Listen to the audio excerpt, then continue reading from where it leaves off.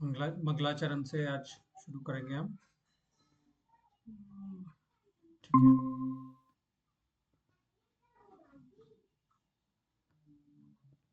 Okay.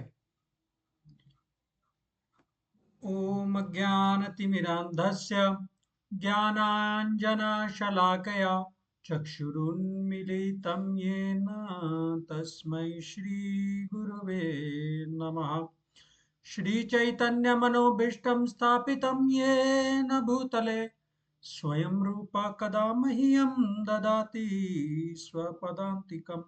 वन्देऽहं श्रीगुरो श्रीयुतापदकमलं श्रीगुरून् वैष्णवांश्च श्रीरूपं साग्रजातां सहगण रघुनाथान्वितं तं सजीवं साद्वैतं सावधूतं परिजनसहितं कृष्णचैतन्यदेवं श्रीराधा कृष्णपादान् सहगणा ललिता श्रीविशाखान्वितांश्च।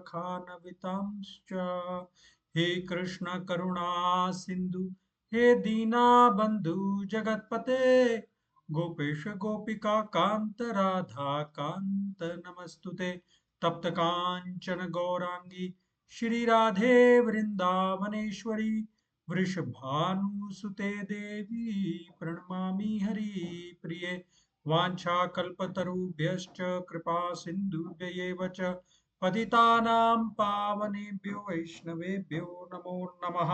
जय श्री कृष्ण चैतन्य प्रभु नित्यानंद श्री अद्वैत गदाधर श्रीवासादि गौर भक्त वृंद। हरे कृष्णा कृष्णा कृष्णा हरे हरे, हरे राम राम राम हरे हरे।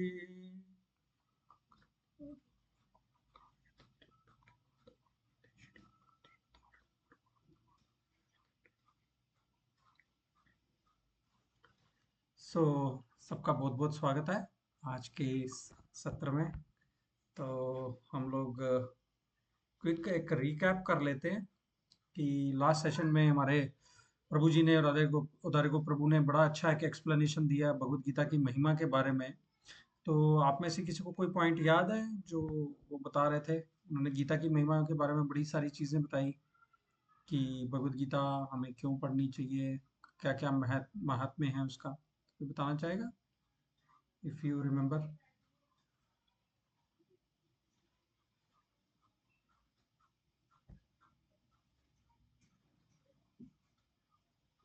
है किसी को स्मरण कोई बात? प्रभु जी आवाज नहीं आ रही। आवाज नहीं आ रही है? आवाज तो फुल है। सबको आवाज आ रही है? बबीता आपको आवाज आ रही है? हाँ जी आ रही है। हाँ ठीक है। हाँ जी भैया। ठीक है ठीक है ठीक है। तो मैं ये पूछ रहा था कि कुछ लास्ट सेशन से याद है आपको? प्रभु जी ने पूछा था कि भागवत हमें क्यों पढ़नी चाहिए। हाँ गीता, भगवत गीता क्यों पढ़नी चाहिए। हाँ जी जी भैया। तो हमने बताया था कि हमें अपनी लाइफ से जुड़ी मुश्किलें या प्रॉब्लम जो भी है तो ज्ञान मिलता है, लाइफ का सोल्यूशन भी मिलता है भागवत से। अंकल जी ने बताया था आत्मा से परमात्मा का, वो भी बिल्कुल। आत्मा से परमात्मा का क्या लिंक है वो उन्होंने बताया। गीता महात्म्य में ही उन्होंने ये बताया कि जो आदि शंकराचार्य हैं जिन्होंने चारों धाम की स्थापना की वो भगवत गीता के बारे में क्या कर रहे हैं, है ना। जैसे उन्होंने एक श्लोक में ऐसा बताया था कि ये गंगा नहाने के समान है। अगर आप गीता अगर आप पढ़ते हैं तो it's as good as taking bath in Ganga. और हमें कोई भी पुराण वगैरह कुछ भी पढ़ने की जरूरत नहीं है। अगर हम भागवत पढ़ लिए देन हम लोग एक चीज बताना चाहूंगा, देखिए भागवत और भगवत गीता दोनों में अंतर है। ठीक है, भगवत गीता जो भगवान ने कहा है और भागवत जो भगवान ने किया है। ठीक है, तो भगवत गीता में 700 श्लोक है, श्रीमद् भागवत में 18,000 श्लोक है। 12 स्कंद है, 18,000 श्लोक है। श्रीमद् भगवत गीता में 700 श्लोक है टोटल, और वो महाभारत का पार्ट है। महाभारत में टोटल 1,00,000 श्लोक है। ठीक है, तो भीष्म पर्व के अंदर जैसे प्रभु जी बता रहे थे लास्ट टाइम, भीष्म पर्व के अंदर में जो है वो श्रीमद् भगवत गीता जो है वो आती है ना। और भगवत गीता में उन्होंने ये भी बताया कि टोटल श्लोकों की संख्या है 700, और भगवान श्री कृष्ण ने उसमें से बोले हैं 584 श्लोक। अर्जुन ने बोले हैं 74 श्लोक। 42 बोले हैं शायद से संजय ने, और एक बोला है धृतराष्ट्र ने। तो ऐसे करके पूरे 700 श्लोकों का जो है वो जोड़ आ जाता है। तो ये उन्होंने बताया। और फिर बहुत सारी चीजें जो है उन्होंने मतलब शास्त्रों में से उद्धृत करके बताई कि गीता को पढ़ने से क्या लाभ होता है ना। तो ये जो शास्त्र हैं वो हमारे जीवन की नींव रखने वाले जो है वो शास्त्र है। जैसे जैसे हम इसमें आगे अपना ज्ञान को बढ़ाते जाते हैं लाइफ में, और हमें जो है वो क्लैरिटी मिलती जाती है। ठीक है। तो इससे जो है वो शास्त्रों को पढ़ने से जो जीवन का जो लक्ष्य है, हम क्यों कर रहे हैं, राइट। लोग जनरली सोचते हैं ना कि भाई आओ जिंदगी में आओ, पैसा कमाओ, इधर उधर खर्चो, घर बनाओ, अपना छोटा सा एम्पायर बनाओ, है ना, इधर प्रॉपर्टी उधर प्रॉपर्टी, एंड बाद में क्या है, ऑल डन, हम लोग चले, राइट। तो सब कुछ क्या करने के लिए हम लोग कर रहे हैं, मतलब जो कुछ भी कर रहे हैं लाइफ में हम अभी, जस्ट टू डाई, है कि नहीं। तो ये अंदर से विचार जो है वो हमारे अंदर लाने के लिए कि भाई लाइफ में कुछ भी जो हम जो कर रहे हैं उसका क्या प्रयोजन है, क्या हेतु है, राइट। तो हमने बहुत, आई थिंक 3-4 सेशन पहले डिस्कस किया था ना कि हर एक जो अपैरेटस है उसका कुछ प्रयोजन होता है ना। कोई भी चीज़ है उसका प्रयोजन होता है कुछ। तो हमारा शरीर बना है, उसका क्या प्रयोजन है। हर कोई अपने अपने कार्य में लगा है, अपने हिसाब से जिंदगी में जीता है, बट जो प्रयोजन है वो हमें शास्त्र जो है वो उसकी क्लैरिफिकेशन देते हैं। तभी शास्त्र को शास्त्र चक्षु भी कहते हैं, मतलब चक्षु मतलब आइज। तो शास्त्रों का जो वो है विजन जो है वो हमें लाइफ में देते हैं, जिससे हमें क्लैरिटी मिलती है कि भाई जिंदगी एक्चुअली में जीनी कैसे है ना। It's Bhagavad Gita is just like the life manual. ठीक है। तो इसके साथ ही आज के सेशन की शुरुआत करते हैं। देखिए ये सेशन अभी it's the last session before we venture into Bhagavad Gita, है ना। भगवत गीता का हम जो जब फर्स्ट चैप्टर जो है वो 15 ऑफ जून से शुरू करेंगे। अगर आपके पास गीता की कॉपी नहीं है, यू लेट मी नो, आपके घर पे पहुंच जाएगी भगवत गीता, जिस भी भाषा में आपको चाहिए, है ना। और ये आज का जो सेशन है ये इस सीरीज का लास्ट सेशन है। ठीक है। तो देर is a course, complete course called discover yourself. आत्म तत्व की खोज करके एक पूरा कोर्स है जो हमारे श्रीमान राधे श्याम प्रभु हैं, उन्होंने डिजाइन किया हुआ है। तो आज दिन तक जितनी भी स्लाइड्स मैंने आपको दिखाई हैं वो श्रीमान राधे श्याम प्रभु द्वारा डिजाइंड है। और ये कोर्स का जो पूरा डिजाइनिंग है और पूरा जो संकल्पना है ये उनके द्वारा ही की गई है। तो बहुत हेल्प हो जाती है, क्योंकि हम स्टेप बाय स्टेप अपनी क्लैरिफिकेशन शास्त्रों को लेकर के क्लियर करते चलते हैं। और एक ये बहुत स्ट्रॉन्ग फाउंडेशन बना देता है हमारे लिए कि जो शास्त्र हैं वो हमारी लाइफ में कैसे इम्पैक्ट करते हैं, और स्टेप बाय स्टेप हमें मतलब समझ में आता जाता है ना। बहुत सारे जो बेसिक क्वेश्चंस हैं उन सबके जो आंसर्स हैं वो हमें मिलते चलते हैं, right, over the course of time. तो आज हम एक बड़ा इंपॉर्टेंट क्वेश्चन लेकर के आए हैं कि भाई अगर भगवान एक हैं तो इतने सारे धर्म क्यों। And the title of this today session is खोज सार तत्व की, I mean discovering the real essence. ठीक है। तो मैं अपनी जो है वो स्क्रीन शेयर किए देता हूँ, आप मेरे को बताइएगा दिखे तो। ठीक है। आई थिंक मेरा स्क्रीन अभी विजिबल होएगा आपको, राइट, विजिबल है। जी। हाँ जी। Okay, so it's been 13 weeks हम लोग ये चर्चा कर रहे हैं, है ना, इन सब टॉपिक्स पे। तो आज जो है 13th वीक है ना। हमने समवेयर वी स्टार्टेड इन मार्च। तो आज हम इस की स्टार्ट करते हैं, खोज सार तत्व की विविधता में सच्ची एकता, राइट। मतलब अगर आप देखें तो वर्ल्ड में बहुत सारे जो है वो रिलीजन्स हैं, है ना। तो अगर भगवान जो है वो एक हैं तो इतने सारे रिलीजन क्यों हैं, राइट। क्यों अच्छा नहीं होता, मतलब एक ही टाइप के लोग कपड़े पहनते, एक ही टाइप के भगवान को मानते, है ना। अ, क्यों इतनी लोगों ने, कईयों ने शिखा रखी होती है, कईयों ने चोगा पहना होता है सफेद, कईयों ने क्रॉस सिंबल पहना होता है, कईयों ने दाढ़ी रखी होती है ना। तो कितने अलग अलग धर्मों के अलग अलग प्रकार के अनुयायी हैं, है ना। तो अगर भगवान एक है, तो अगर एक ही होते तो सही होता ना कि मतलब एक ही प्रकार की पूजा होती, एक ही प्रकार के पूजा स्थल होते, कोई ज्यादा कंफ्यूजन नहीं होती, एक ही किताब होती जिसको हम रेफर करते, है ना। और एक ही टाइप का जो शिक्षा प्रणाली है, जो धार्मिक शिक्षा जो है वो हमें मिलती, तो बहुत अच्छा होता, राइट। बट अगर हम एक हिसाब से देखें तो ये विविधता में भी एक प्रकार की एकता है।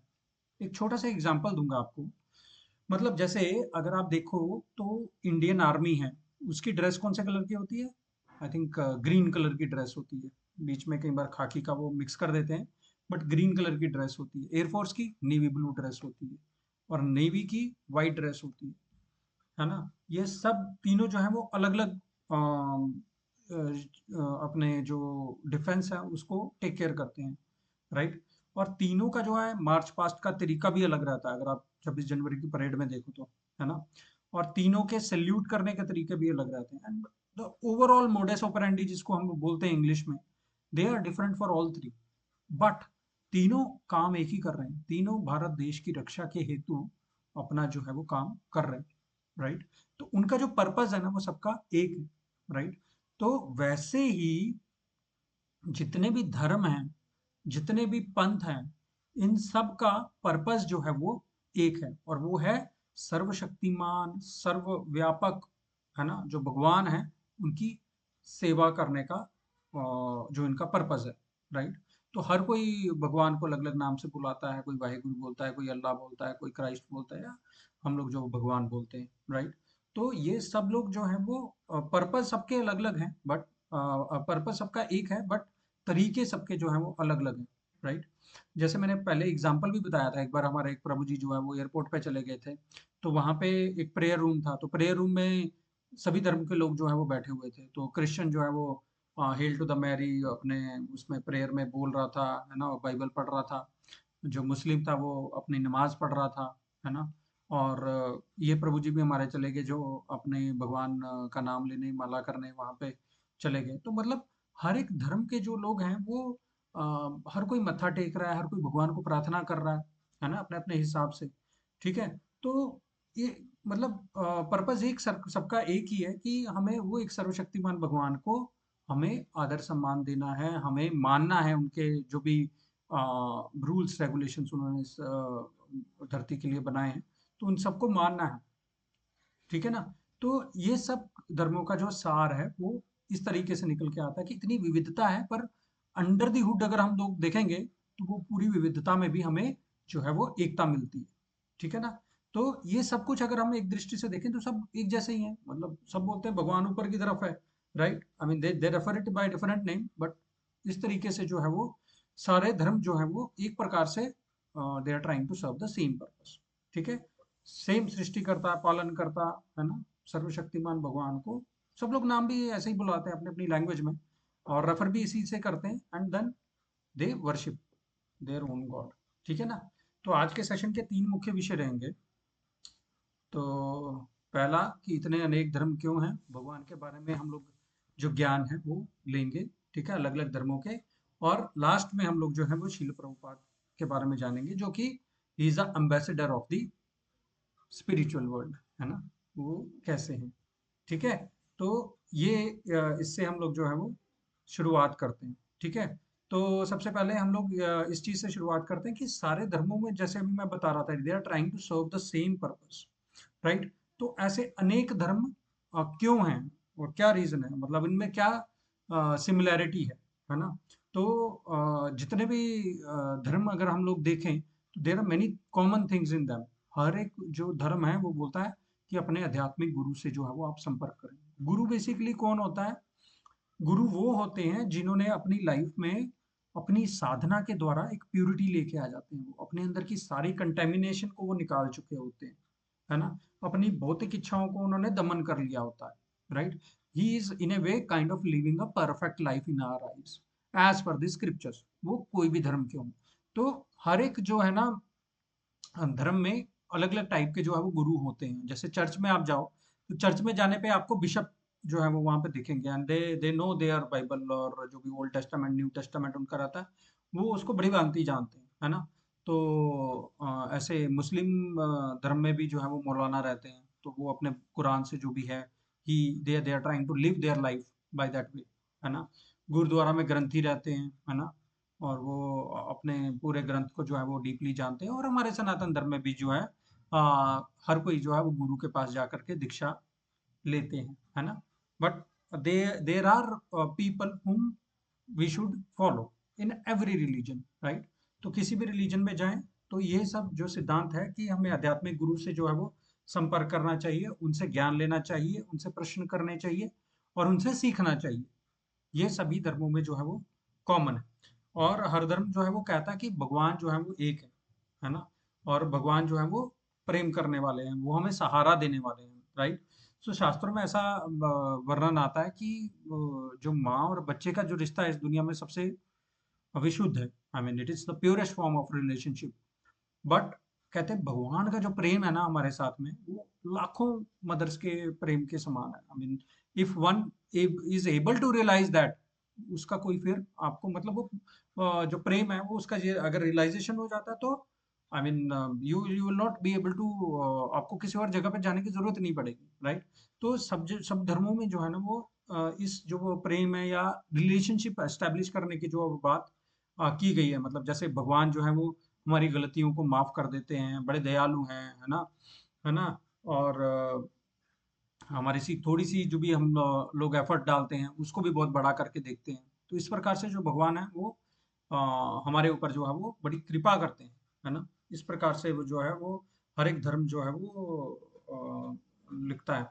मेरे को एक कवि की कविता याद आ रही है। एक बहुत पहले हम लोग एक भजन सुनते थे तो उसमें एक सेक्शन था, एक मेरे को बड़ा प्यारा लगता है। तो इनफैक्ट ये सभी धर्मों में जो भी अपने इष्ट हैं उसके ऊपर फिट बैठता है। तो एक कवि ने क्या लिखा है, एक मैं हूँ कभी शुक्रिया ना किया, एक तुम हो जो रहमत किए जा रहे, एक मैं हूँ खता पे खता कर रहा, एक तुम हो जो माफी दिए जा रहे, एक मैं हूँ सदा मांगता ही रहा, एक तुम हो जो मांगा दिए जा रहे, काम नेकी का कोई किया ही नहीं, आप फिर भी सहारा दिए जा रहे, आप फिर भी सहारा दिए जा रहे, हे गोपाल सांवरिया मेरे, नंदलाल सांवरिया मेरे। तो ऐसे करके कवि ने बहुत सुंदर भगवान के बारे में जो है वो प्रार्थना की है। तो मतलब हर एक प्रकार से वो हमारी हेल्प करने के लिए रेडी रहते हैं हर एक सिचुएशन में, राइट।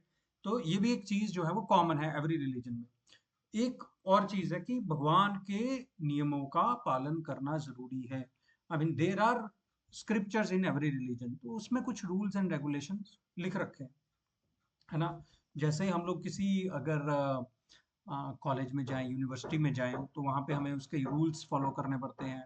हम लोग एयरपोर्ट में जाएं तो वहाँ के उसके खुद के अलग रूल्स रहते हैं। वैसे ही इस धरती पे भगवान ने इंसान के लिए कुछ रूल्स एंड रेगुलेशंस बनाए हैं, और उसके लिए there are scriptures which kind of defined in detail कि what are the rules and regulations by which we should live, है ना। तो कोरोना के टाइम में भी वो बोलते थे कि यू फॉलो दिस रिस्ट्रिक्शन, आपको मास्क पहनना है, क्वारंटाइन होना है ना, नहीं करोगे तो आप यू आर पनिशेबल, राइट। तो वैसे ही उसी प्रकार से हम लोग भगवान के जो नियम हैं उसको जो है वो पालन करते हैं, है ना। किसी को नुकसान नहीं पहुंचाना है, किसी को कोई भी जो जनरल लॉ है, लॉ एंड ऑर्डर को मेंटेन करके रखना है ना। बेसिक जो ह्यूमन बिहेवियर है उसको मेंटेन करके रखना है। तो हर जो धर्म है वो ये चीज का जो है वो हमें बताता है कि हमें रूल्स एंड रेगुलेशन फॉलो करने हैं। हर एक धर्म जो है वो बोलता है कि भगवान के धाम के लिए वापस जाएं आप, है ना। तो बाइबल में ऐसा लिखा हुआ है कि भगवान ने इंसान से इतना प्रेम किया कि उन्होंने अपना एक जो है वो मैसेंजर भेजा, which was the Jesus Christ, है ना। तो बाइबल में ऐसा लिखा है, और ताकि जो लोग हैं वो उनके धाम में वापस आकर के अनंत जीवन को प्राप्त हुए, राइट।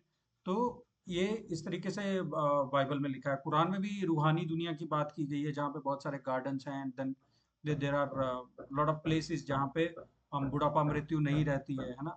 तो ऐसी जो एक्सप्लेनेशन है वो कुरान में दी गई। भगवद गीता में तो हमने clearly I think last 2-3 session से हम एक श्लोक तो कंटिन्यूसली पढ़ रहे हैं 15 चैप्टर का है ना। न तद भास्यते सूर्यो न शशांको न पावकः यद गत्वा न निवर्तन्ते तद्धामम परमम मम। भगवान बोलते हैं ना कि मेरा वो धाम है जहाँ बिजली नहीं है, बिजली की जरूरत नहीं पड़ती है ना। न शशांको न पावका, ना अग्नि की जरूरत पड़ती है, ना चंद्र की जरूरत पड़ती है रोशनी के। एक बार चले जाएं तो वापस वहां से वापस हमें आना नहीं पड़ता है, हमें जन्म मृत्यु के चक्कर से मुक्ति मिल जाती है। तो ये क्लियरली जो है वो बताया गया है ना। हमने वो भी देखा था कि it's like material world is like a reflection of the spiritual world. ऊर्ध्व मूलम अधः शाखम अश्वत्थम प्राहुर अव्ययम, ऐसा करके जो एक पेड़ है उसकी रिफ्लेक्शन जो है वो इस भौतिक जगत में it's kind of a reflection of the true world है ना। अगर नकली है तो असली भी होगा। तो इस प्रकार से हर रिलीजन में ये जो चीज है वो बताई गई है। और पाप करने के लिए भी मना किया गया है। देर आर स्ट्रिक्ट गाइडलाइंस कि ये चीज जो है वो पाप है, ये आपको नहीं करना है। जैसे सनातन धर्म में हमने देखा था ना, 4 स्तंभ पाप के क्या है। कोई किसी प्रकार का नशा नहीं करना, किसी प्रकार का अवैध संबंध नहीं रखना, किसी प्रकार का जुआ नहीं खेलना और किसी प्रकार का नशा नहीं करना है ना। तो ये चारों प्रकार के हमने देखे थे कि ये पापमय कर्म है और इनसे हमें जो है वो बचना चाहिए। ये हमें मृत्यु के समय कष्ट देंगे, राइट। ये हमारे लिए विधि और निषेध का जो है वो डिस्क्रिप्शन जो है वो डिटेल में देते हैं, राइट, है ना। और मतलब इन जनरल भी जैसे बैंक, कोई भी आप किसी से चोरी डकैती ना करें, किसी की जमीन ना हड़पें, किसी पराई स्त्री पे वैसे आप वो ना करें, है ना। जो अव्यवहारिक है बर्ताव, ठीक है। तो और भगवान के जो भी मतलब हमारी जो पुस्तकों में जो दिए गए हैं विधि निषेध, उसका हम लोग क्लियरली पालन जो है वो करें, है ना। तो ये सब चीजें जो है वो मतलब पाप और पुण्य का जो स्पष्ट विवरण जो है वो शास्त्र हमें डिटेल में देते हैं, ठीक है ना। तो कुरान में भी लिखा है there are certain people you can't marry, right. और वैसे ही चाणक्य पंडित ने एक बड़ा अच्छा श्लोक बोला था, मातृवर परदारेषु परद्रव्येषु लोष्ट्रवत्।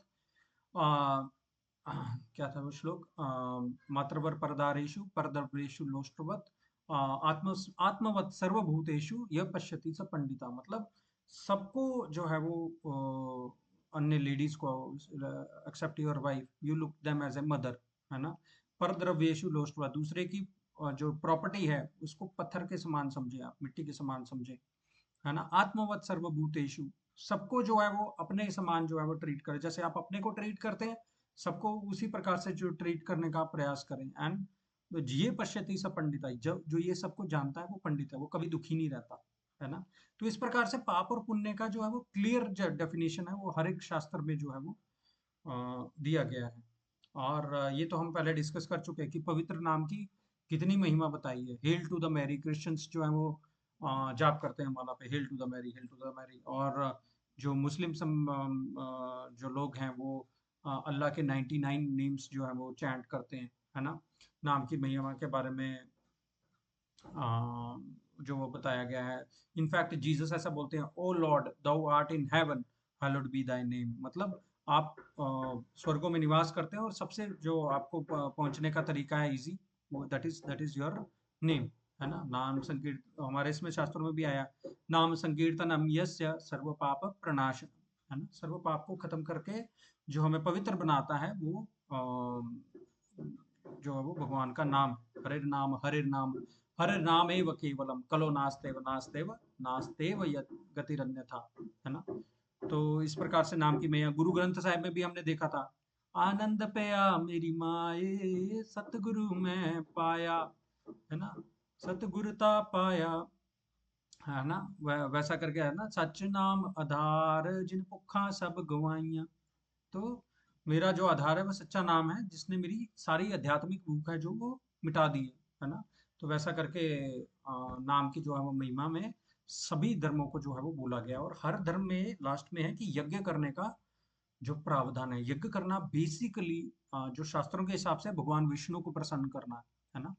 वैसे हर धर्म में देखा जाए हर एक को बोला जाता है कि आप तपस्या कीजिए, कोई ना कोई प्रकार का फास्टिंग वहां पे जो है वो बताया जाता है कि आप ये प्रकार का फास्ट करें और वो प्रकार का आप जो है वो तब करिए, सुबह जल्दी उठिए, है ना कुछ समय जो है वो भगवान को आप दीजिए। तो हर धर्म में जो है वो सुखों का त्याग जो है वो भौतिक सुखों का वॉलंटरीली जो त्याग जो हम लोग करते हैं, वो जो है वो हमें करना पड़ता है, करना होता है इनफैक्ट, है ना। कुछ चैरिटी देना होता है of our hard earned money. तो हर एक धर्म में जो है वो इस प्रकार से बताया गया है। सो इस प्रकार से जो है ना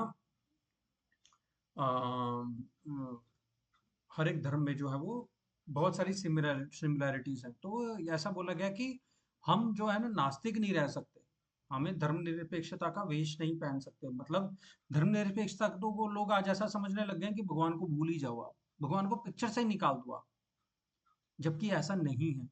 धर्मनिरपेक्षता का, सेकुलरिज्म का असली मतलब यह है कि every religion has the right to worship their own way, right. But धर्मनिरपेक्षता के चलते लोग आजकल क्या है, भगवान को मानना ही छोड़ दे रहे हैं। जैसे यहाँ पे एक आर्मी इंस्टीट्यूट ऑफ टेक्नोलॉजी है, वहाँ पे और बहुत बहुत सारे आर्मी की जगह रहती है, वहाँ पे आप देखेंगे कि हर धर्म के जो है वो जगह बनी हुई होती है, मस्जिद होती है, गुरुद्वारा होता है, मंदिर होता है ना। और चर्च होती है, सब जगह सब सब प्रकार के जो प्लेसेस ऑफ वर्शिप होते हैं। बट वहाँ पे आप अपना जो अपने हिसाब से जा करके यू कैन वर्शिप, राइट। पर इन सिद्धांतों का जो है वो पालन अभी आजकल के लोग नहीं कर रहे हैं। They are moving away from God, भगवान को भूल जाते हैं, वो पिक्चर में रखते ही नहीं है। मतलब शीला प्रभुपाद ऐसा बोलते थे कि अगर आप किसी पर्टिकुलर धर्म का पालन करते हो तो you follow that very very sincerely, है ना। तो जैसे हम सनातन धर्म का पालन कर रहे हैं, तो हमें सनातन धर्म का पालन बहुत ही सिंसियरिटी के साथ में करना चाहिए, है ना। तो उसी प्रकार से हर एक को हक है अपने अपने हिसाब से अपनी पूजा पद्धति को फॉलो करने का, और उसमें हमें सिंसियर बनना चाहिए, उसमें हमें अंदर डूबना चाहिए, है ना। ठीक है। तो हाँ, अपने अपने जो ग्रंथ हैं उनको पढ़ना चाहिए। तो उसी प्रकार से ये चीज़ को हम लोग समझ सकते हैं कि धर्मनिरपेक्षता का मतलब ये नहीं है कि हम लोग भगवान को भूल जाएं। धर्मनिरपेक्षता का मतलब ये है सब सब धर्म एक दूसरे का सम्मान करें और साथ में इकट्ठे मिल करके जो है वो रहे, राइट। एक एक बार क्या हुआ कि जो अमेरिका में जो चार्ल्स डार्विन की जो थ्योरी ऑफ एवोल्यूशन था, है ना, उसने ऐसा बोला कि हम मंकी से आए हैं। तो जो क्रिश्चियंस थे ना, तो उन्होंने उनके खिलाफ जो है वो कोर्ट केस किया, और कोर्ट केस में वो जीत भी गए थे कि भाई जो जो इसका सिद्धांत है वो हम लोग ऐसे नहीं मान सकते ब्लाइंडली, राइट। उसने भगवान को पिक्चर से निकाल दिया था।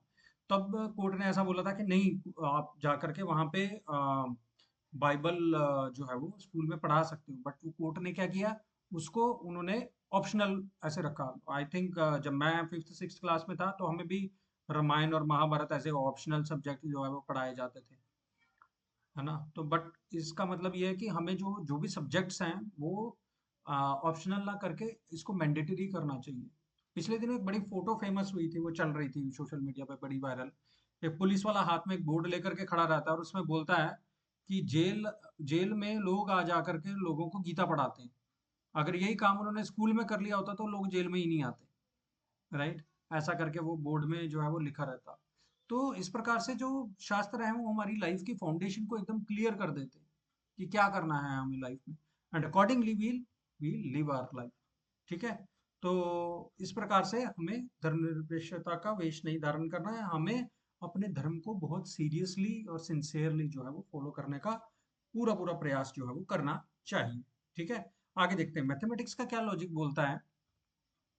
देखिए प्राथमिक जो भी विद्यालय में पढ़ेगा उसके लिए 2 - 5 वो समझ ही नहीं पाएगा कि भैया है क्या।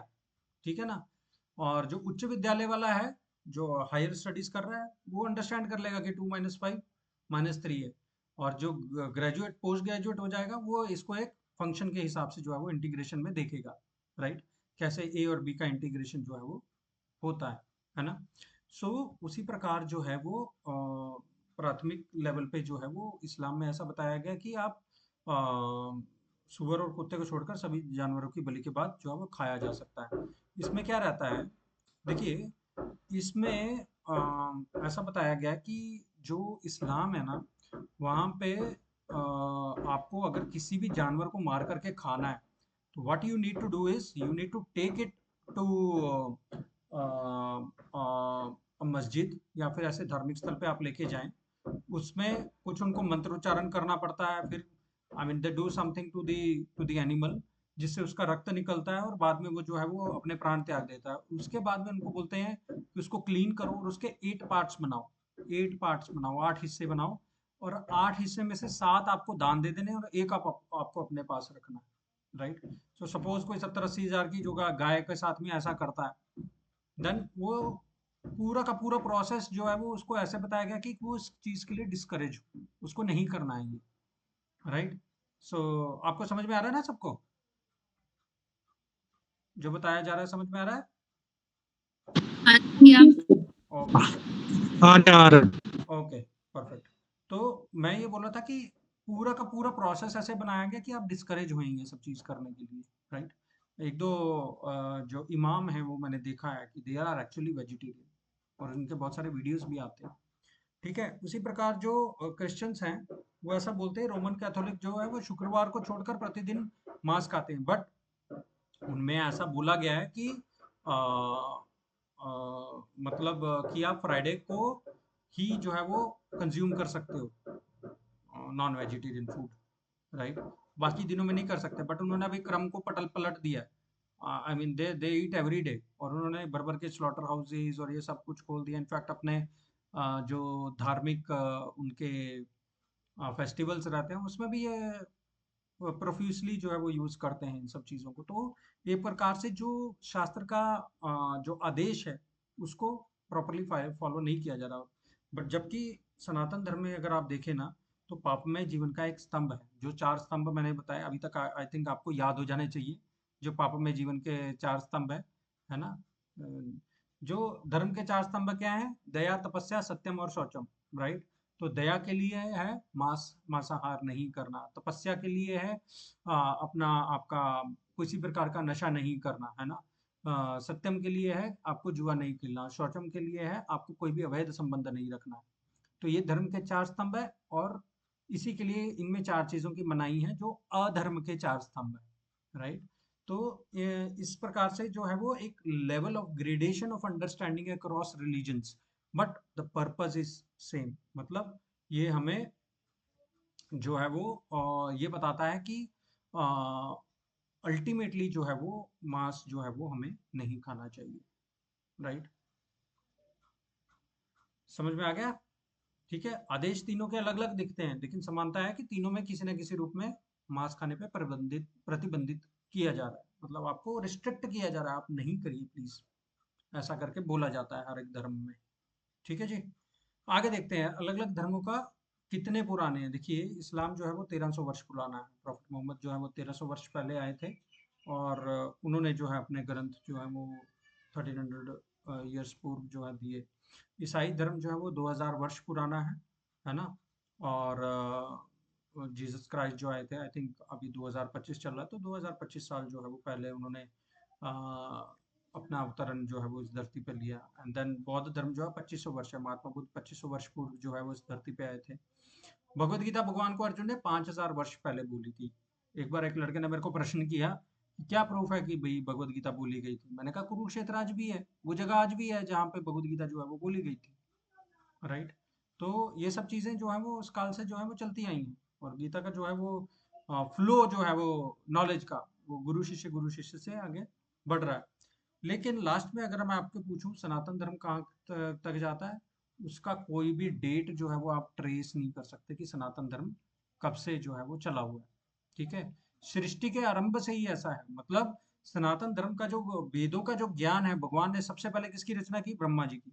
ब्रह्मा जी की रचना करने के पश्चात उपरांत भगवान ने उनको वेदों का ज्ञान दिया, है ना। और वेदों का ज्ञान फिर ब्रह्मा जी से नारद को आया, नारद से व्यास जी को आया, व्यास जी से आगे बढ़ते बढ़ते बढ़ते जो पूरा ज्ञान है सनातन धर्म का वो वैसे दिया गया। और अगर हम लोग पहले के सेशंस के लिए जाएं, जहाँ पे हम ये डिफाइन कर रहे थे हम शरीर नहीं है हम आत्मा है, तो आत्मा का एग्जिस्टेंस तब से है जब से भगवान का एग्जिस्टेंस है, राइट।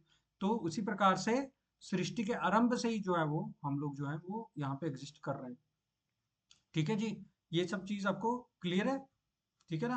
तो 5000 साल पहले भगवत गीता का उपदेश दिया गया, बट जो सनातन है ममे वांछो जीव लोके जीव भूत सनातना। भगवान ऐसा भगवत गीता में जो है वो 15 चैप्टर में बोलते हैं कि ममे वांशो, मेरे अंश हैं जो है वो सब लोग।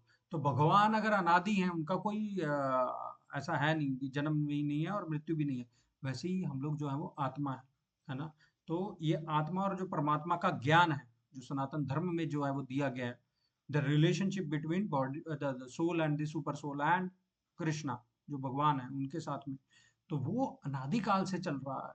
उसका कोई भी आदि नहीं है और अंत नहीं है ना। गोविंदम आदि पुरुषम तम हम भजामी, ऐसा करके ब्रह्म संहिता में जो है वो बोला गया। तो आदि पुरुष जो है वो भगवान है, और हम भी उनका अंश होने के नाते हम भी आदि है, सच्चिदानंद स्वरूप है हम लोग, है ना। तो सत मतलब इटर्नल, हमारा जो अस्तित्व है वो अटर्नल है, कभी ना खत्म होने वाला है। तो वैसे ही जो सनातन धर्म का जो अस्तित्व है, वो भी जो है वो अटर्नल है। ठीक है जी, ठीक है। तो सनातन धर्म में जैसे बोला गया कि 33 करोड़ देवी देवताओं का जो है वो वर्णन मिलता है, लेकिन सबसे ऊपर जो है वो एक परम ईश्वर परम कृष्ण, ऐसा करके जो है वो शास्त्रों में बोला गया, एक परमेश्वर है जो सबसे ऊपर है। तो ये है हमारा जो ज्ञान है वो शास्त्रों के द्वारा किया गया। अभी क्विकली आगे बढ़ेंगे। ये जैव धर्म से मतलब there are some similarities, will quickly go through this, है ना। तो मतलब इसमें अगर आप देख सकें तो there are many similarities between Sanatan Dharma and इस्लाम। मतलब कौन सी ऐसी ऐसी चीजें हैं जो आपस में जो है वो मेल खाती हैं ना। जीवात्मा जिसको वो रूह बोलते हैं, आध्यात्मिक जो चित्त है उसको मुजर्रद बोलते हैं, भौतिक चित्त जिस्म बोलते हैं जो हमारी बॉडी रहती है ना। मुक्त आत्मा को रूह मुजर्रद बोलते हैं, रूह तकरीबी बोलते हैं जो बद्ध है ना। अशुद्धता को मलफूट बोलते हैं। तो इस प्रकार से ये जो है ना भगवान का जो प्यार है उसको इश्क बोलते हैं, है ना। तो वैसे उसको खुदा बोलते हैं, भगवान बोलते हैं, है ना। तो इस प्रकार से there are lot of similarities between Sanatan Dharma and इस्लाम, है ना। आगे हम क्रिश्चियनिटी के बारे में भी देखेंगे। एक हमारे आचार्य हुए श्रील भक्ति विनोद ठाकुर, तो उन्होंने एक बुक लिखी है जैव धर्म। तो उसमें ये सब जो चीजें हैं वो बताई गई हैं ना। तो यहाँ पे जैसे एक्सप्लेनेशन दिया है कि there is a conversation going on between a qazi and a devotee. तो उन दोनों में जो है वो कन्वर्सेशन चल रहा है। तो काजी ने जो है वो बोला कि जिसे आप जीव कहते हो, व्यक्तिगत आत्मा, उसे हम लोग रूह कहते हैं। ये रूह दो स्थितियों में पाया जाता है, मुजर्रद और मुक्त आत्मा। तो हम भी वैसे ही बोलते हैं, देर इज अ बद्ध जीव और there is a condition soul, है ना। कंडीशन सोल्स एंड मुक्त जीव, बद्ध जीव और मुक्त जीव रहते हैं। तो वैसे ही इन्होंने बताया। और जिसे हम लोग चित्त कहते हैं उसे वो मुजर्रद कहते हैं। जिसे हम अचित कहते हैं, पदार्थ कहते हैं, स्पिरिट मटेरियल चीजें, उसे वो जिस्म कहते हैं, है ना। तो ये सब चीजें जो है वो बताई गई हैं यहाँ पे, है ना। तो जो वो बोलते हैं रूह मुजर्रद, यानी कि जो सोल है प्योर, अपने प्योर फॉर्म में वो शुद्ध है और अलग है, और आध्यात्मिक जगत में जो वो रहते हैं। I mean more or less the same thing जो हम लोग पिछले सेशंस में पढ़ रहे थे, है ना। कि भगवान जो है उनकी एग्जिस्टेंस एज ए, हमारी जो है as a existence as a soul जो है वो स्पिरिचुअल वर्ल्ड में रहती है ना। आध्यात्मिक जगत में हम लोग रहते हैं, हम लोग मूल वहीं के निवासी हैं, है ना। ठीक है। तो ये बहुत सारी जो है वो नोमेनक्लेचर जो है वो सिमिलर है ना। तो सभी धर्म जो है वो एक ही बात कहते हैं। वो ये बोलते हैं कि प्रत्येक आत्मा को मृत्यु का आस्वादन जो है वो करना ही पड़ेगा, one day we have to leave our body. और सुख केवल एक भ्रम है। जो भी धर्म जो है वो ऐसी बात जो है वो कहते हैं कि जो यहाँ का हम लोग जो भौतिक सुख जो एंजॉय करने का प्रयास कर रहे हैं, every religion says that it's a false, I mean it is false. ये एक भ्रम है जो हमें घेरे रखता है ना। और जो भगवान के प्रति अपना कर्तव्य निभाते हैं, वहाँ पे इस्लाम में ऐसा लिखा है कि ऐसी नदियाँ, उद्यान है जहाँ पे नदियाँ बहती हैं, और वो वहाँ पे सदा सुरक्षित रहेंगे। आई mean they more or less they are talking about the spiritual world, आध्यात्मिक दुनिया की जो है वो बात कर रहे हैं, है ना, जहाँ पे जाके हमें वापस नहीं आना पड़ता है। ठीक है, आगे बढ़ते हैं। तो अभी हमने इस्लाम के साथ में कंपैरिजन देखा। अभी ईसाई इस क्रिश्चियन धर्म के साथ में क्या हमारी सिमिलरिटी है ना। यहाँ पे प्रभुपाद जी बोल रहे हैं कि अग्नि या बिजली से नहीं आता है। इसमें ना क्रिश्चियनिटी में एक स्टोरी आती है एडम और ईव की, आई डोंट नो अगर आपने सुनी होगी कि नहीं। तो इसमें ये लोग बोलते हैं कि इनका जो गॉड थे, भगवान थे, उन्होंने पहले दो लोगों को बनाया, एडम और ईव को।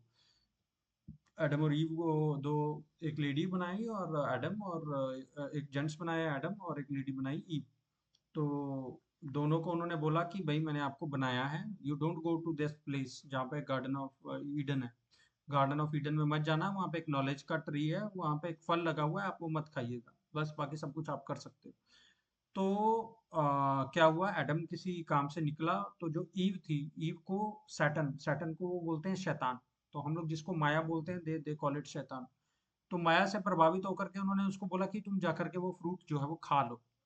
तो सैटर्न ने उसको ऐसे बोला कि भगवान ने तुम्हें मना इसलिए किया है क्योंकि जब तुम उसको खा लोगी तुम भगवान से भी श्रेष्ठ हो जाओगी, है ना। जैसे माया भी हमें वो बोलती है ना, भरमाती है कि हम भी भगवान बन जाएंगे अगर हम भौतिक दुनिया के हिसाब से जीने का प्रयास करेंगे तो, राइट। तो सेम वे सैटर्न ने जो है वो ऐसा बोला उसको, किसको, ईव को।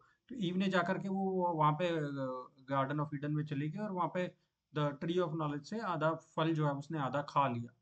इसमें एडम जो है वो वापस आया, तो उसको भी ऐसे भरमाया गया और उसने भी जो बाकी आधा फल जो है वो खा लिया। तो उसके बाद में जब वो है ना भगवान उनके सामने प्रकट हुए, तो basically they were not wearing any clothes at that time, है ना।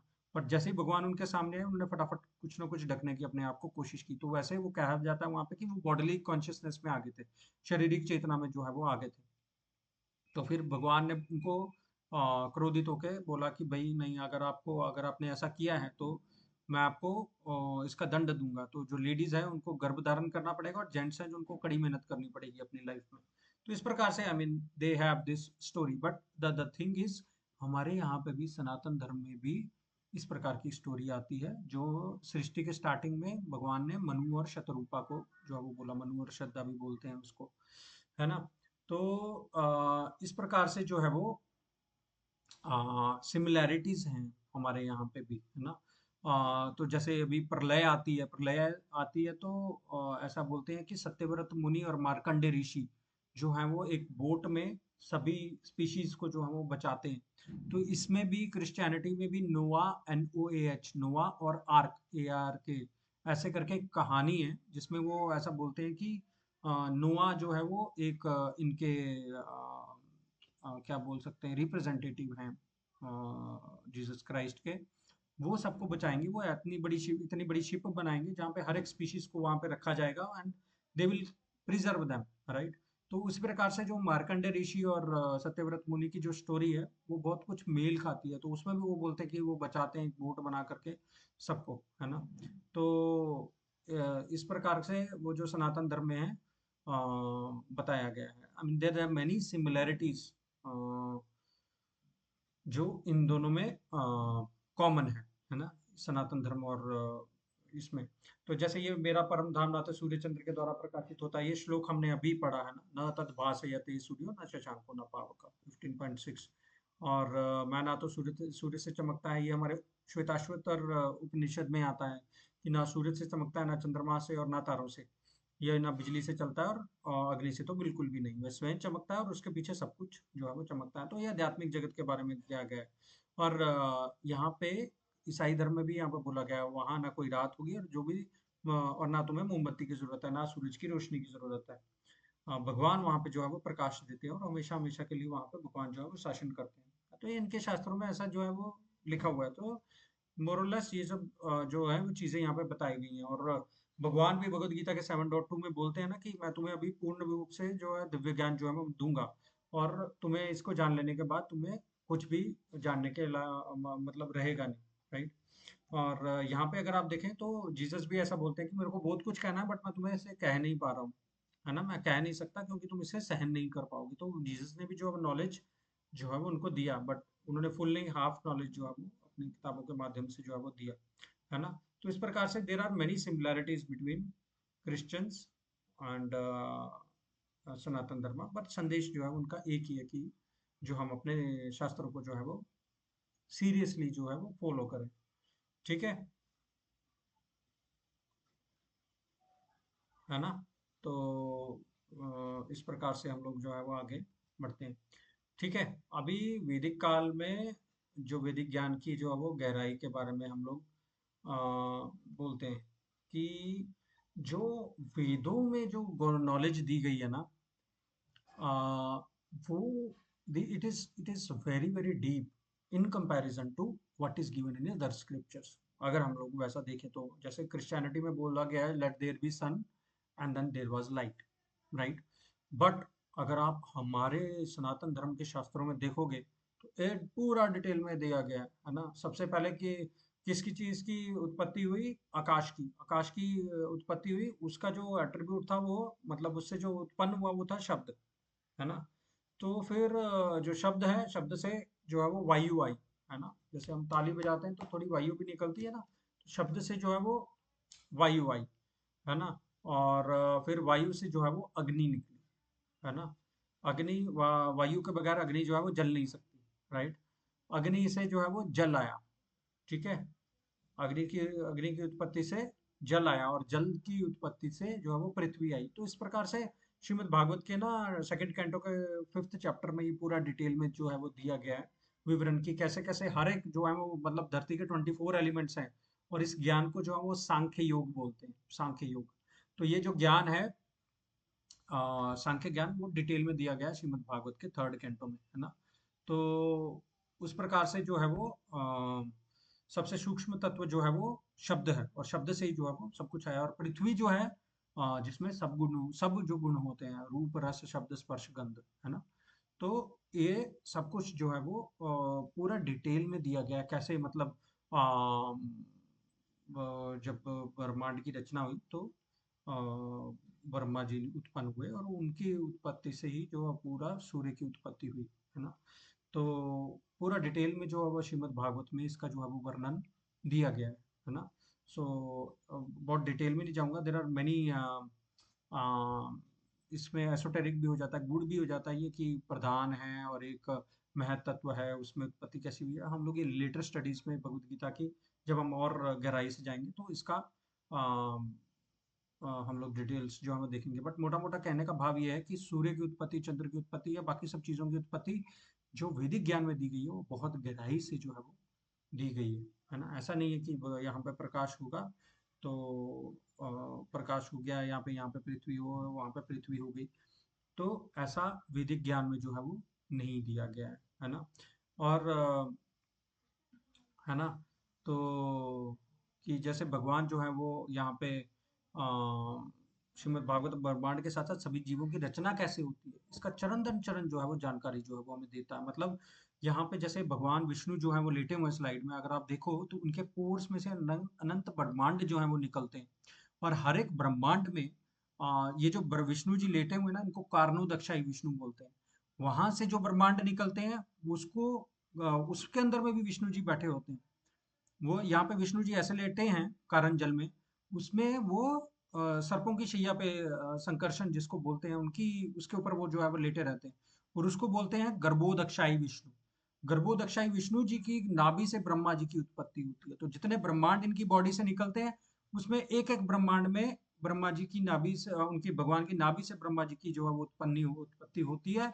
और वो ब्रह्मा जी जो है वो फिर इस भौतिक जो ब्रह्मांड है जो हमारा ब्रह्म बनाया हुआ है उसकी रचना करते हैं, और उसके अंदर में फिर वो 84 लाख योनियां जो है वो भगवान जो है वो डिटेल में बताते हैं कि कैसे कैसे एक एक योनि आती है। और पूरा जो विवरण है ना श्रीमद् भागवत में, पूरा डिटेल में जो है वो दिया गया है। मैंने जैसे बताया इसमें 18,000 श्लोक हैं, तो हर एक चीज का जो विवरण है पूरी डिटेल में जो है वो हम लोग पढ़ सकते हैं। तो मतलब शास्त्रों में क्लियर है कि 84 लाख योनियां हैं, और हर एक योनि में जो है वो जो जीव है वो घूमते रहता है, और उसके पास अभी मनुष्य के शरीर में जो है वो अपॉर्चुनिटी होती है जिससे कि वो इस चक्र से बाहर आ जाए। मतलब मोटा मोटा यही बताया गया कि भगवान जो है वो सर्वशक्तिमान है, वो ही उनसे ही जो है वो आ, सब कुछ उद्भूत होता है, उनसे ही जो है सब कुछ आता है ना। तो ये सब जो है डिटेल बताई गई है कि भगवान कितने महान है, और हमारी जो अल्टीमेट भलाई के लिए जो है वो भगवान इस धरती पे जो है वो प्रकट्य अपना करते हैं, अवतार ले लेकर के अलग अलग से, ताकि हम उनकी लीला को जान सकें, उनको जान सकें, अपना संबंध उनसे जो है वो स्थापित जो है वो कर सकें। ठीक है जी। तो इस प्रकार से भगवान के जो है वो बाइबल में जो है वो ये सब जो डिटेल है कि भगवान प्रेम कैसे करते हैं, कुरान में ये सब जो है वो डिटेल्स जो है वो नहीं दी गई है। लेकिन सनातन धर्म में है कि भगवान कैसे अपने जो प्रेम का आदान प्रदान जो है वो करते हैं, है ना। भक्तों से साथ अपना जो है वो डीलिंग जो है वो करते हैं, है ना। जैसे सुदामा को भगवान जो है वो भागते भागते मिलने चले गए थे जब वो उनके दरबार में आए थे, तो है ना। तो उन्होंने कोई लाज लज्जा नहीं दिखाई, और सिंपल हृदय वाले जो सुदामा थे उनको जाकर के गले लगा लिया। उनकी रानियां हैरान हो रही थी कि जब ये घर पे आए हैं तो उनके पाँव धोले जा रहे हैं और पूरे राजसी ठाट बाट से जो है उनकी सेवा की जा रही है ना। तो भगवान जो अपना रिलेशनशिप जो है वो एस्टेब्लिश करते हैं जो भक्तों के साथ, वो वैदिक ज्ञान में बहुत गहराई के साथ में जो है वो दिया गया है ना। तो एक मैंने जो भजन बताया था कि भगवान रक्षा भी करते हैं जरूरत पड़ने पे, है ना। भरी सभा द्रौपदी पुकारी, आओ आओ हे गिरिधारी, भगत की लाज बचैया रे, भज मन कृष्ण कन्हैया रे, पार करेंगे नैया रे, भज मन कृष्ण कन्हैया रे। ठीक है। तो आगे हम लोग देखते हैं कि जैसे कई धर्म जो है वो कहते हैं भगवान महान है, भगवान प्रेम है, भगवान सर्वशक्तिमान है। मतलब ओवरऑल कि हार्डली हमें जानकारी मिलती है कि भगवान जो है वो सबसे महान कैसे हैं, अपने मधुर लीलाओं के बारे में कैसे जानते हैं। देखिए, सनातन धर्म की एक ना बड़ी विशेषता है।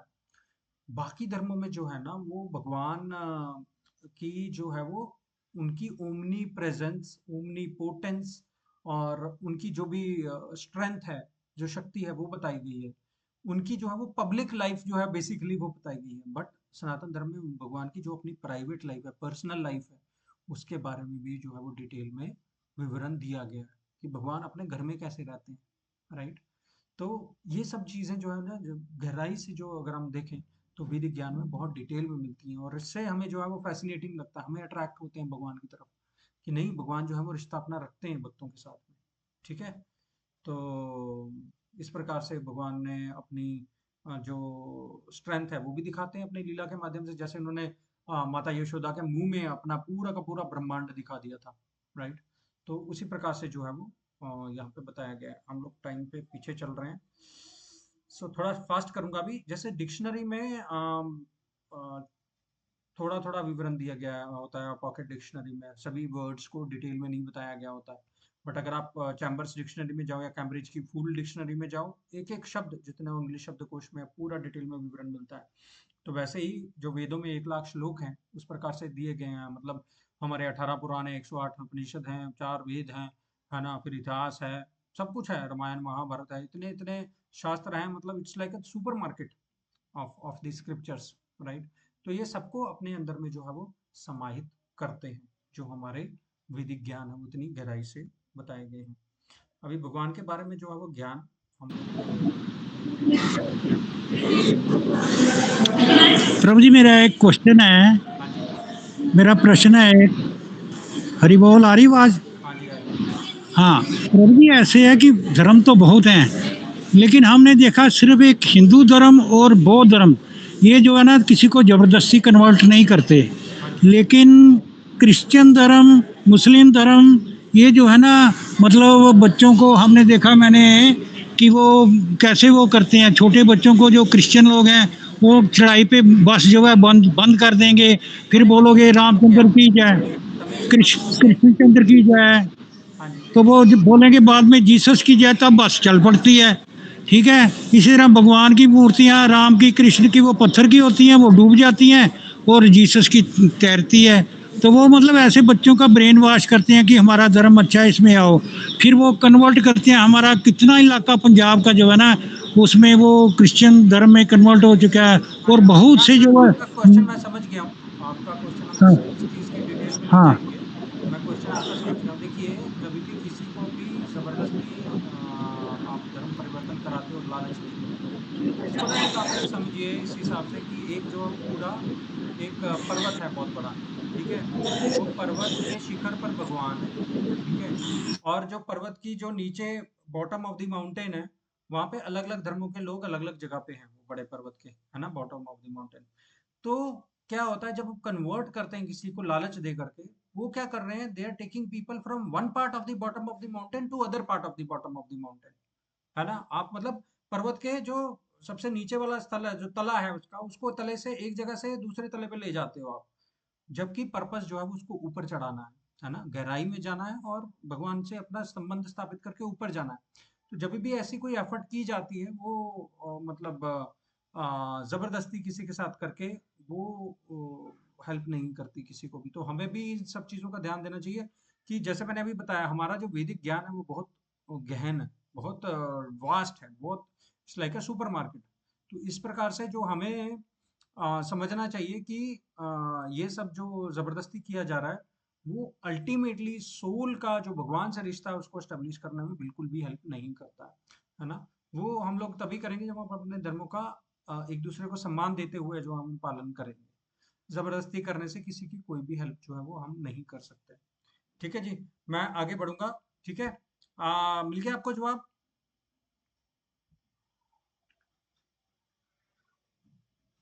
मैं मान के चलता हूँ मिल गया रहेगा। तो आगे बढ़ते हैं हम लोग, समय सीमा की कमी है। तो भगवान की एक बहुत सरल परिभाषा है, अगर कोई हमें से हमसे पूछे तो जन्मादि यस्य अस्य यतः, जिनसे सब कुछ उद्भूत होता है वो कौन है? भगवान है ना। ठीक है, तो इस प्रकार से जो है वो भगवान की जो है वो परिभाषा दी गई है ना।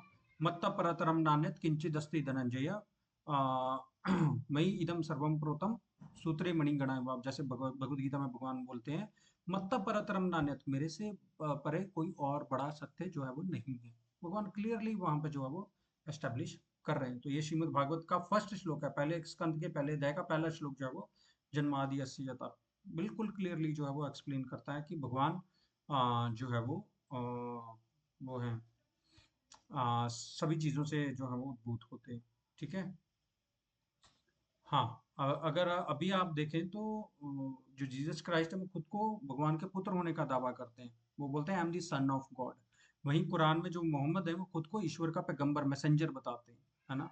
बट भगवान श्री कृष्ण भगवद गीता में अपने आप को स्वयं घोषित करते हैं कि मैं समस्त आध्यात्मिक और बौद्धिक जगतों का कारण हूँ, और सभी जो चीजें हैं मुझसे ही उद्भूत है ना। अहम सर्वस्य प्रभवो मत्तः सर्वं प्रवर्तते इति मत्वा भजन्ते मां बुधा भाव समन्विता। मतलब ये है कि मैं समस्त जगतों का जो है अहम सर्वस्य प्रभु, मत्तः सर्वम प्रवर्तते, मतलब मेरे से ही सब कुछ उद्भूत होता है, मेरे से ही सब कुछ जो है वो आता है। भगवान क्लियरली यहाँ पे बोल रहे हैं, राइट। तो भगवान की जो परिभाषा यहाँ पे क्लियरली दी गई है, और यहाँ पे देर is a comparison of Krishna जो शब्द है और क्राइस्ट शब्द का। मैं इसको थोड़ा फास्ट में लूंगा, मतलब बेसिकली यहाँ पे कहने का ये प्रयास किया गया है, कृष्ण और क्राइस्ट जो है और कृष्ण जो है वो सेम है। जीसस जो है वो सन ऑफ गॉड है, और कृष्ण और कृष्ण जो है वो they are the one and the same words, है ना। तो यही जो चीज जो है जीसस क्राइस्ट ने वहां पे कही, वहां पे कृष्ण कहने का तरीका और कृष्ण के उच्चारण करने का एक ही तरीका है। मतलब दोनों का एक ही है, ऑल अट्रैक्टिव, जो सबको अपनी ओर अट्रैक्ट करे। ठीक है। हाँ, तो विभिन्न धर्म जो है वो अलग अलग नाम से जो है वो पुकारते हैं ना भगवान को। There are different ways of calling God, है ना। तो सभी धर्मों में जो है वो अल्लाह जो है वो सर्वशक्तिशाली है, यहोवा है। फिर अपने क्राइस्ट जो है जैसे मैंने बताया वो ऑल अट्रैक्टिव है ना। तो अपने अलग अलग नाम से असंख्य गुणों का जो है महिमा मंडन करते हैं ना, अल्लाह, यहोवा, मसीह, यहोवा, वाहेगुरु। वाहेगुरु में वो बोलते हैं कि मैंने कहीं एक जगह पे सुना था, व से वासुदेव, ह से हरि, ग से गोविंद और र से राम, ऐसा करके वो बताते हैं ना। तो इस प्रकार से जो अलग अलग धर्म है वो अपने भगवान को अलग अलग नाम से जो है वो बुलाते हैं। जैसे अगर आप ये देखें कि जो सूर्य है, सूर्य को दिनकर, प्रभाकर, भास्कर, आदित्य, बहुत सारे नामों से पुकारा जाता है। वैसे जल को भी, पानी को भी जल बोला जाता है, नीरू, नीर, ऐसे बथेरे बहुत सारे नाम से जो है उनको बुलाया जाता है। तो वो एक ही वस्तु को संबोधित करता है। वैसे ही जो वो भगवान के अलग अलग नाम है वो एक ही सर्वशक्तिमान भगवान को संबोधित करते हैं। ठीक है। ठीक है जी। तो भगवान की विभिन्न जो है वो भूमिकाएं हैं, वो कैसे मतलब असंख्य ब्रह्मांडों के जो निर्माता है, पालक हैं, संहारक हैं। जैसे मैंने बताया कि भगवान के पोर्स में से जो अलग अलग प्रकार के ब्रह्मांड जो है वो निकलते हैं। वह राक्षसों का नाश करते हैं, भक्तों की रक्षा करते हैं, है ना। पर उनका जो है वो इस जगत से परे भी जो है वो एक दुनिया है, आध्यात्मिक दुनिया है। वो भगवान विभिन्न रूपों के साथ अपनी भक्तों प्रेममयी लीलाओं का आदान प्रदान जो है वो करते हैं। I mean, वो अगेन सेइंग आई मीन भगवान की जो है वो अपनी पर्सनल लाइफ जो है वो वैसे होती है, वो जो अलग अलग भूमिका में जो है वो निभाते हैं, है ना। तो apart from doing his job, जो कि भौतिक जगत में ब्रह्मांडों का मतलब क्रिएशन करना है, उनको मेंटेन करना है, राक्षसों का नाश करना है, बट उसका उनके उसके अलावा भी उनका जो है वो बहुत कुछ जो रिलेशंस हैं वो अपने भक्तों के साथ जो है वो एस्टेब्लिश जो है वो करते हैं। ठीक है।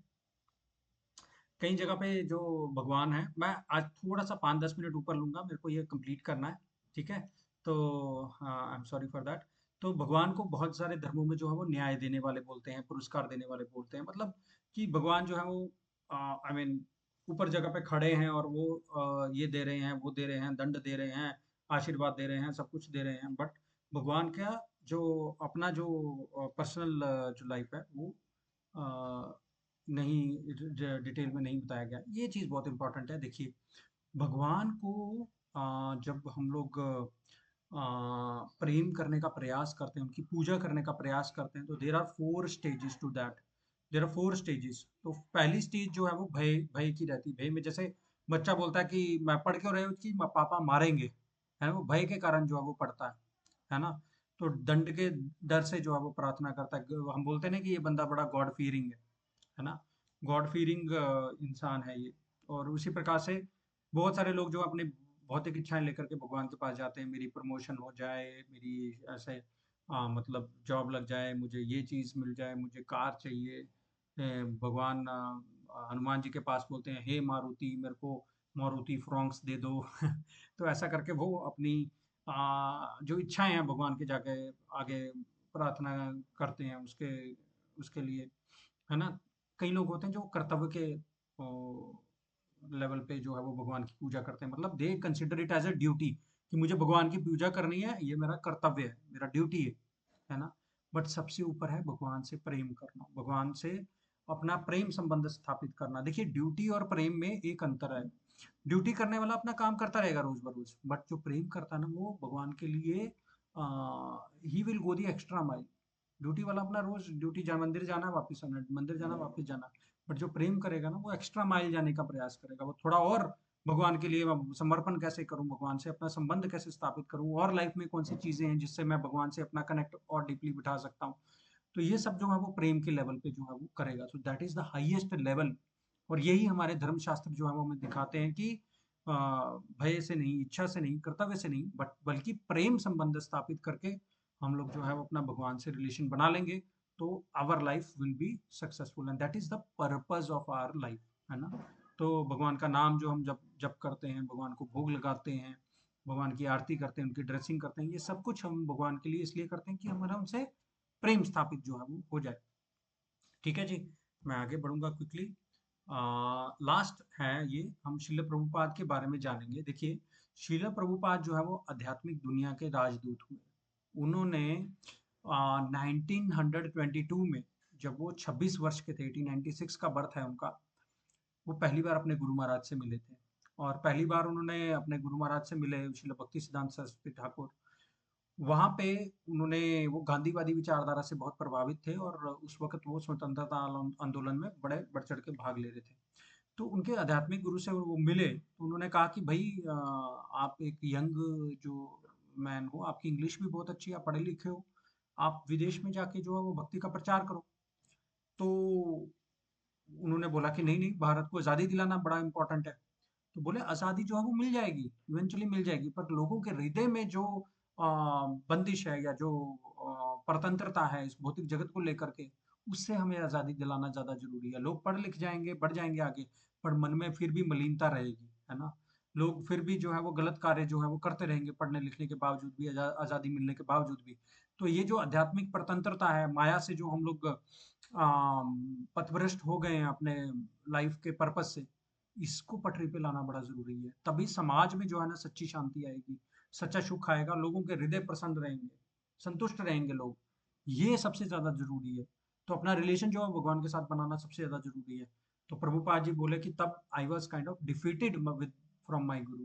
तो मतलब मेरे को उनकी बातों ने बहुत ज़्यादा प्रभावित किया था, और उसके बाद में उन्होंने अपने गुरु से डीपली जुड़ना शुरू किया और मतलब देखिए 22 में उनको दीक्षा मिली, बट 65 में जो है वो उन्होंने प्रयास किया, 1965 में बहुत बाहर अपने वेस्टर्न वर्ल्ड में जाकर के भक्ति का प्रचार करने का, और उनको बहुत वहाँ पे सफलता मिली। मतलब उनको शिप में वो जो गए थे 38 डेज के लिए, 2 हार्ट अटैक भी आए उनको, पर इतना सब कुछ कष्ट सहने के बावजूद भी उन्होंने जो है वो भक्ति का प्रचार जो है वो नहीं छोड़ा, और उसके परिणाम स्वरूप जी ही जो है वो उनको ये सक्सेस मिली। 5 मिनट और लूंगा। प्रभुपाद जी के बारे में एक वीडियो है, आप प्लीज ध्यान से देखिएगा। उसके बाद में एक लास्ट में अगर किसी के क्वेश्चन रहेंगे, और नेक्स्ट सेशन के बारे में थोड़ा ब्रीफ करूंगा, so please watch this video. Bharatvarsha, India's profound culture, filled with penetrating answers to man's deepest questions, has long guided thought in the Eastern and Western world. Ancient philosophers like Pythagoras, medieval thinkers like Voltaire, modern scientists like Schrödinger, Heisenberg, and messengers such as Swami Vivekananda accepted Indian philosophy for guidance and inspiration. Yet the purpose of this culture remained unknown, hidden in the hearts of India's greatest mystics. Thus, 50 years ago, in 1965, this rarefied essence was carried by a compassionate 70-year-old saint, Srila Prabhupada, to the shores of the Western world.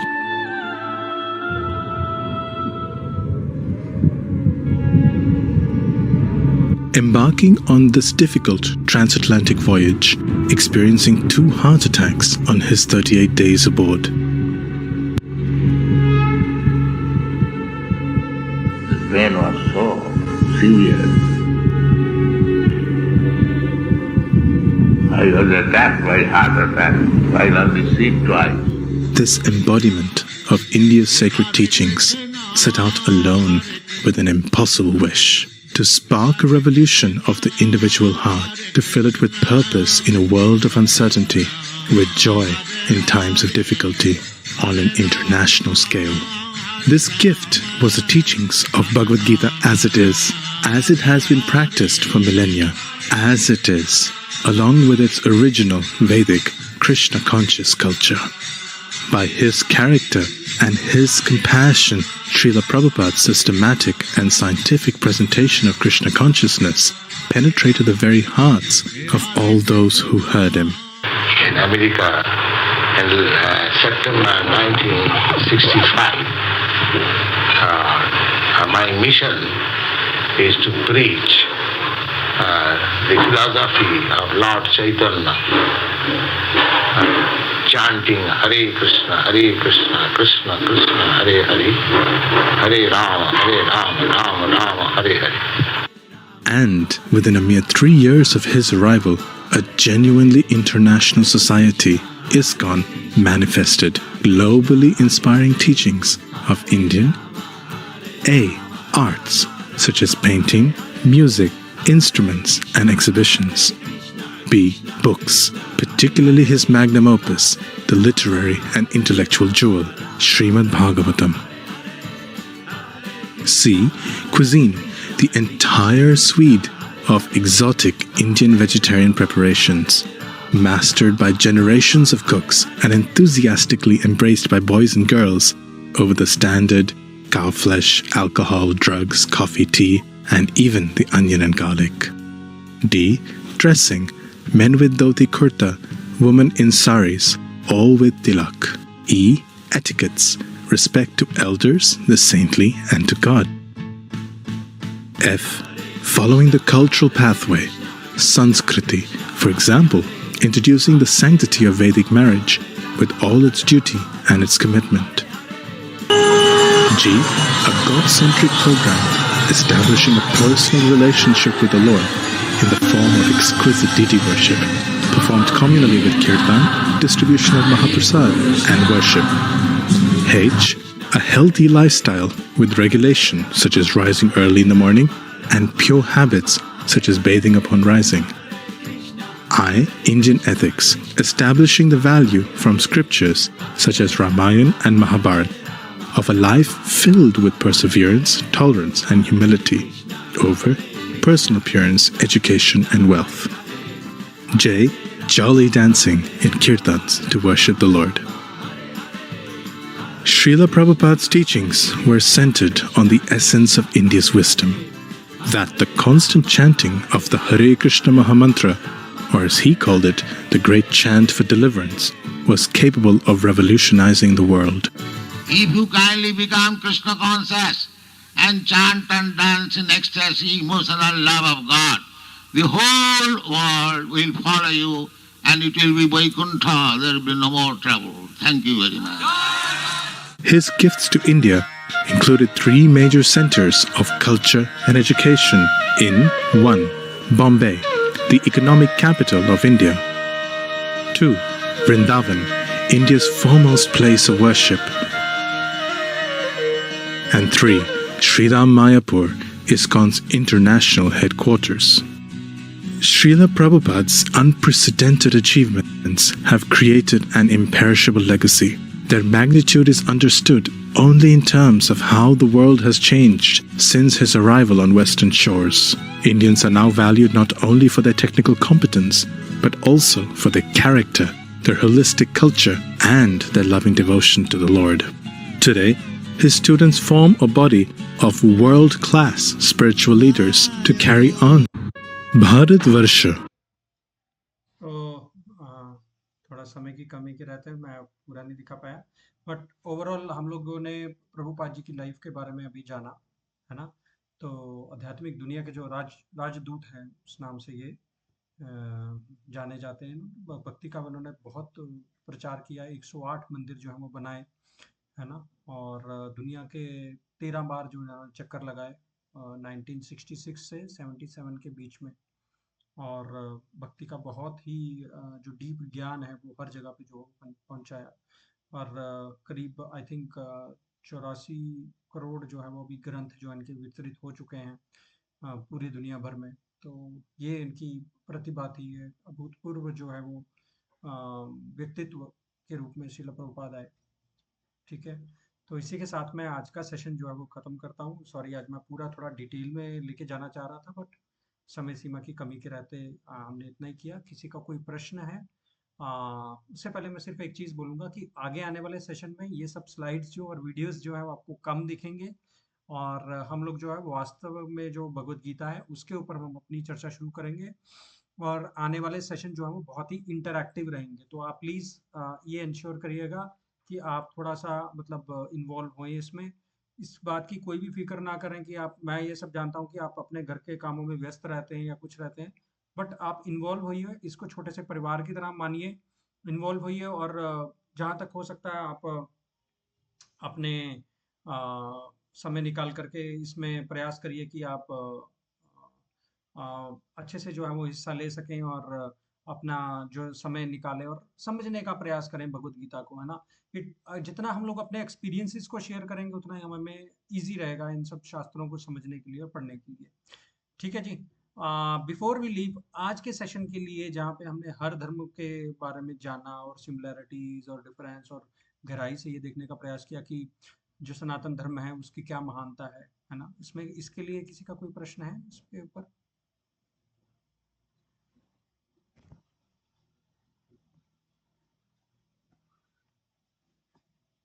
नहीं?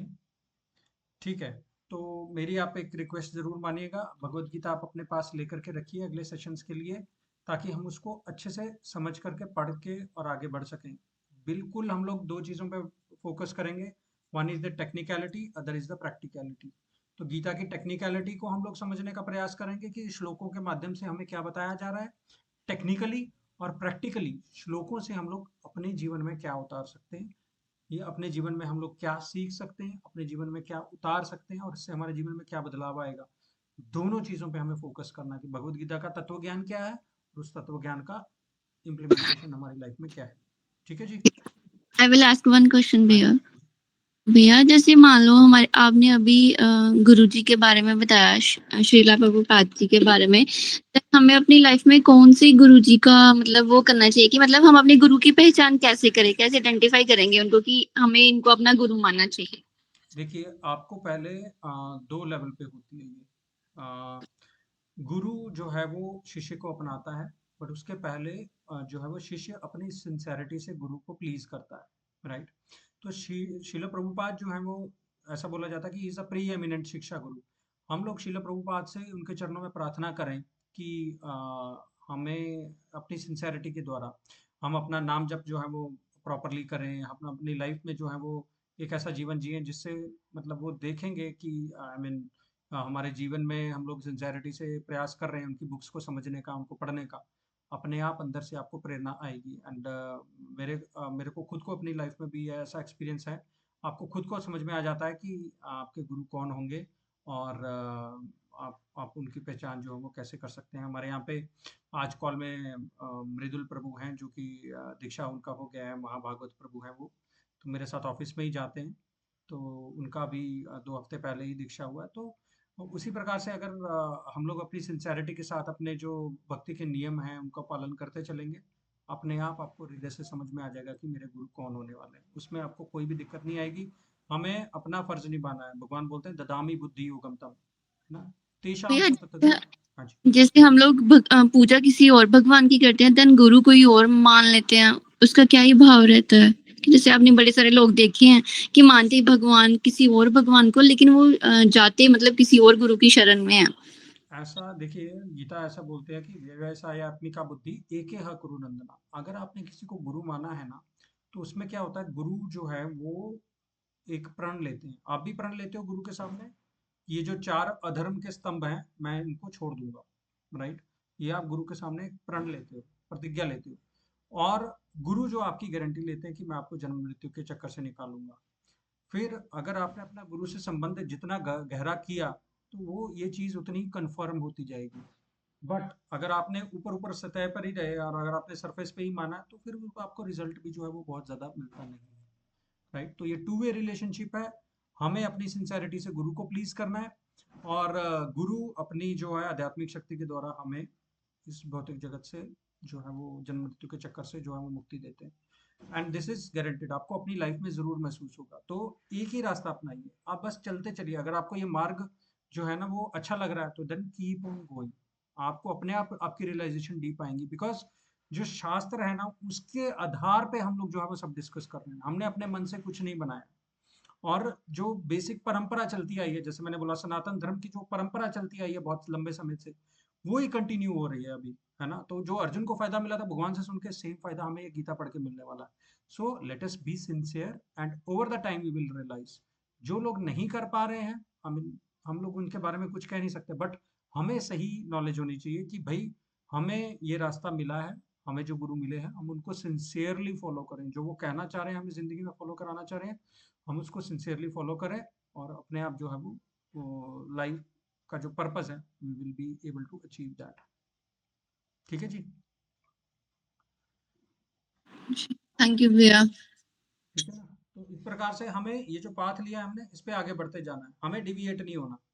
ठीक है ना? तो आपका कहना है कि हमें बस अपनी पूजा की तरफ ध्यान देते रहना चाहिए, हमें अपना कर्म चाहिए, देन हमें खुद ही हमारे गुरुजी मिल जाएंगे। मिल जाएंगे, यस। तो अगर आपको ये पाथ में इंटरेस्ट आ रहा है, भगवत गीता में इंटरेस्ट आ रहा है और जो शिल प्रभुपाद की शिक्षाएं दी गई हैं उसमें इंटरेस्ट आ रहा है, definitely you will one day you will find one कि ये नहीं, ये मेरे गुरु हैं, और आप सिंसियर बने रहेंगे, आपकी दीक्षा भी हो जाएगी। ऐसा है। ओके। ठीक है? अच्छा प्रश्न था। Any other question before we wind up? ठीक है, सबका बहुत बहुत धन्यवाद समय निकालने के लिए। Thank you Babita, thank you Akanksha, Mridul Prabhu thank you, माँ Bhagwat Prabhu, Gayatri mummy ji thank you Gopika ji thank you, Shweta papa ji thank you so very much for your time. Vikas भैया को भी मेरा धन्यवाद, वो छोड़ के गए हैं अभी कॉल, तुषार भी आया था। सो सबका बहुत बहुत धन्यवाद कॉल पे आने के लिए और अपना समय निकालने के लिए। नेक्स्ट सेशन में हम लोग भगवत गीता स्टार्ट करेंगे। I will be sharing my screen जहाँ पे हम लोग भगवत गीता इंग्लिश में पढ़ेंगे, पर डिस्कशन सारा हिंदी में होगा। Make sure you have a copy of the Bhagavad Gita. English में हम लोग इसलिए पढ़ेंगे क्योंकि वो स्क्रीन पे देखना, आगे नेविगेट करना बहुत ईजी है। हिंदी में मेरे पास है पर वो PDF फॉर्म में है और उसमें हमें पढ़ना थोड़ा सा दिक्कत होगी। हम लोग पढ़ेंगे इंग्लिश में, बट जो चर्चा हमारी रहेगी वो हिंदी में ही रहेगी। ठीक है? इंग्लिश वाली स्लाइड रहेगी वो भी हमारे साथ शेयर करना। हाँ जी, इंग्लिश वाली स्लाइड जो रहेगी वो हमारे साथ शेयर करना, स्क्रीन शेयर इंग्लिश वाली। हाँ इंग्लिश वाली आपके साथ स्क्रीन में शेयर रहेगी और जो हमारे हिंदी वाली है वो कॉपी आपके पास, सबके पास ही है। इनफैक्ट मैं भी अपने पास हिंदी वाली कॉपी रखूंगा, बट हम जो पढ़ेंगे वो इंग्लिश वाले में से ही पढ़ करके, और चर्चा जो हम अपनी हिंदी में करेंगे उसको समझने का प्रयास करेंगे। ठीक है जी? हिंदी हमारे पास पढ़ी हुई है भैया, इंग्लिश में नहीं है। हाँ, तो इंग्लिश हम लोग, मैं स्क्रीन शेयर करूंगा, इंग्लिश में सबको दिख जाएगा। ठीक है जी?